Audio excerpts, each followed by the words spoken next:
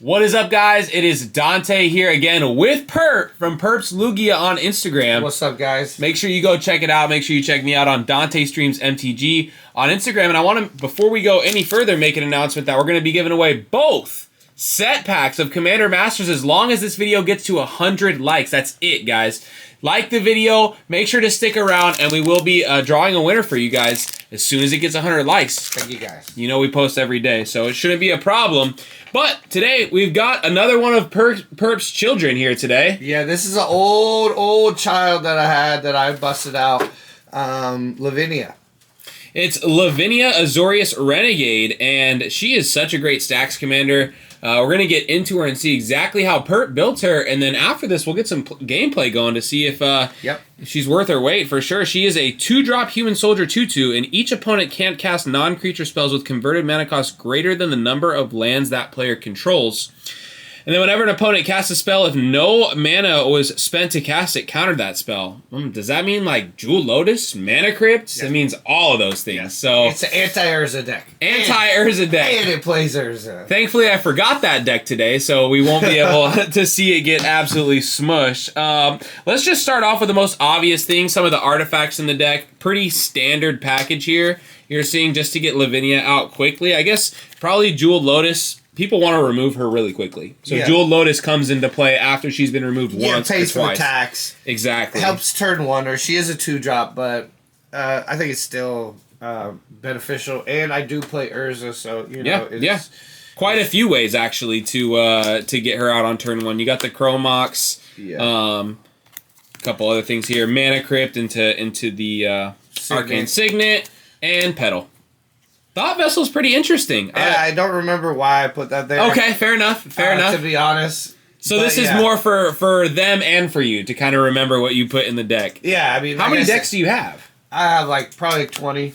20 decks? Okay, yeah. So there's going to be a lot of learning for everybody. Knowledge Pool, interesting pick here for the 6 mana. Yeah, that is a lockout piece with Lavinia. It says exile a card, you play it without paying its mana cost. Uh-huh. Or some shit like that. Oh, well, it... Enters the battlefield, each player exiles the top 3 cards of his or her library. Whenever a player casts a spell from his or her hand, that player exiles it. If the player does, he or she may cast that non-land card with Knowledge Pool, or exiled with Knowledge Pool without paying its mana cost. So, like, I play Supreme Verdict, it gets exiled, then I can cast another card from exile. Got it. It's confusing as fuck, but it basically says that you pay it for free. Lavinia says no. Right, because it's each player does it, right? Yeah. So they can't play it. So basically a hard lockout. Also a hard lockout with Draenith Magistrate. Yep, and we got the Static Orb here, which is kind of interesting. The only real, like, stacks piece that's taxing. There should be Winter Orb there, too. Oh, okay. Maybe I missed the Winter Orb, so we'll see here. Yeah. Moving right over to the creatures, which is probably more of the win con for this deck. You do have a lockout there, but I imagine that this is sort of a...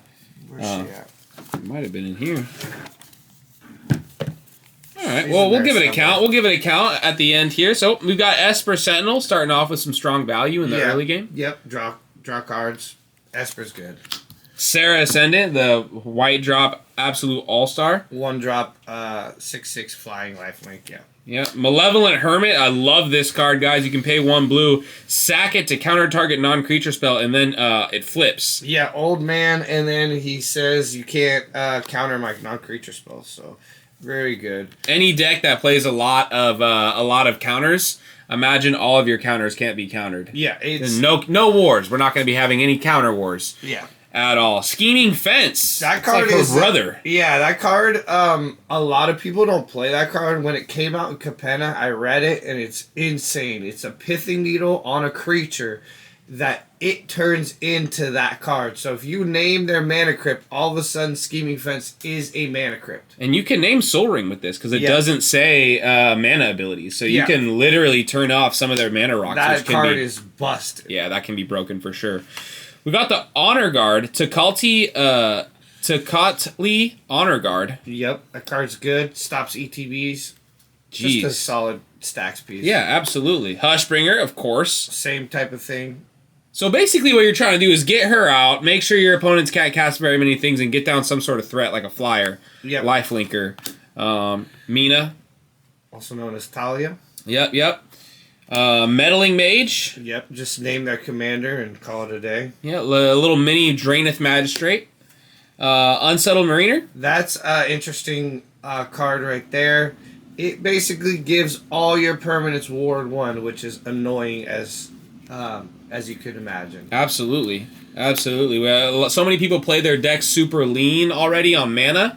And so that one extra could definitely throw a cog. Yeah. For sure.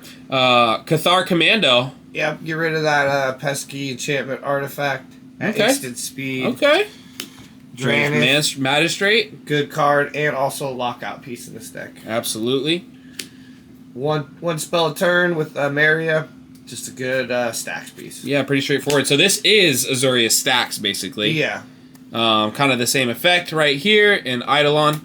Brazen Borrower is really good. I love that card. Bounce that, and it gets that threat down, a 3/1 flyer. Yeah, can be relevant for sure. We got a Grand Arbiter. The card's busted. Obviously, people see it as the commander. It goes in the 99. Same with this. It looks like you got a couple commanders here. You got the Grand Arbiter and Urza. Yep. Urza's good. I remember that card was $100. Probably like $14 now. It's crazy low. And the dragon. I love that dragon. That dragon is so fun. Whenever it deals combat damage to a player, look at the top 3 cards of your library. Put one of them into your hand and the rest at the bottom of your library. Yeah, it's card advantage. Okay, fair enough. And hexproof, right? Yeah, it's hard to deal with. As long as it's untapped, sure. And Solitude. Solitude is good. No subtlety. No subtlety for you? Okay. Not thick. I think subtlety's a little less good. Oh, of course, yeah, then permanent removal for sure. You have, probably, I'm sure, a standard counter package. Yep. With a little bit of white removal. You've got your creature removal and your... March is busted. March is very good. Generous Gift, I am fond of that card. I like that card.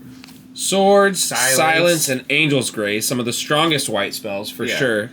Correct. Everybody knows. Cyclonic Rift. Veto. Must play. Mana Drain. And all of the standard counters. Your favorite Cryptic Command. I'm sure we're going to see a Mystic Confluence in here. Any perp deck does have the Mystic Confluence. Yeah, I might not have that one, but I think I do. Mental Misstep, Counterspell, Force of... There it is. There it is. It wouldn't be a perp deck tech without a Mystic Confluence, Card's for good. sure. It's a good card. It's expensive. Not everyone plays it. And then what do we got? Memory Deluge. Some card advantage. Yep. I should run Treasure Cruise in here too. I think so. Going through all these spells like this. Yeah. Treasure Cruise seems like it would be worth it. And a lot of... I see a lot of these control tempo style decks. They win a lot through... Planeswalkers. Yeah, it's Teferi deck for sure. I run almost all the Teferis. A lot of ways to draw cards. Yeah, that one draws cards. That one's just good. I even play like the one from Midnight Hunt, which is very slept on, I think. Who slows the sunset? Yeah. Oh, very nice. That one is good with like Winter Orb, Static Orb, I believe, because you can tap it. Mm-hmm. Absolutely. Teferi Time Raveler, again, you can't have your counter spells countered. Yep. It feels great. Jace, and no need to talk about that one. Narset, I noticed you don't have a Windfall or a like a Time Twister in here, maybe to combo off with Narset. Maybe. There's another. Oh, there's another. There's the Winter Orb. Okay, all right. So it was in there the whole time. And I think there's a Days Undoing in here too. Oh, gotcha. But maybe not. You got Teferi Hero. He'll end a game very, very quickly. And Teferi who slows the sunset. Yeah. Lots of Teferis, man. 1, 2, 3, 4 Teferis. Yeah. All right. We'll go through the lands quickly here just to show you guys some of the... You have Celestial Colonnade, which in any Azorius deck can be the thing that tries to end the game for you. Igonjo, a little bit of removal. Busted. Yeah, absolutely.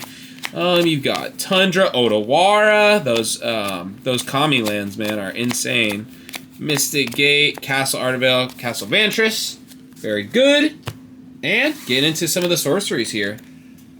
Supreme Verdict, just good. Yeah, looks like you've got 1, 2, 3, 4 board wipes. Yeah. Which we don't see a lot in the 1v1 like competitive decks, but it may be relevant in here. If your opponent starts doing some crazy stuff, you get rid of it all and just kind of reset. Yeah. Oh, there it is, Echo of Aeon. Yeah. So that can go with Narset for sure. Yeah. And Drawn from Dreams probably should be Treasure Cruise, but it's a little mini dig through time. Fair enough, fair enough. Yeah, I can see that becoming Treasure Cruise. And the one and only enchantment is Smothering Tithe. Yep.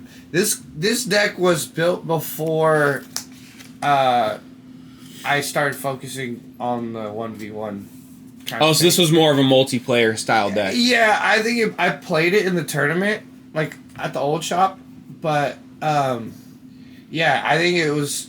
I don't know. I was still getting my deck building wings, and as far as 1v1, certain cards like Smothering Tides are just bad on 1v1, but that card's still good, even without multiplayer. But Well, I think we're going to see just how good it is here in this next matchup, guys. Make sure you follow, like, subscribe. Like I said, 100 likes, and we are giving away both Commander packs, guys. Super easy. Like that video, and we'll see you in a moment. Peace.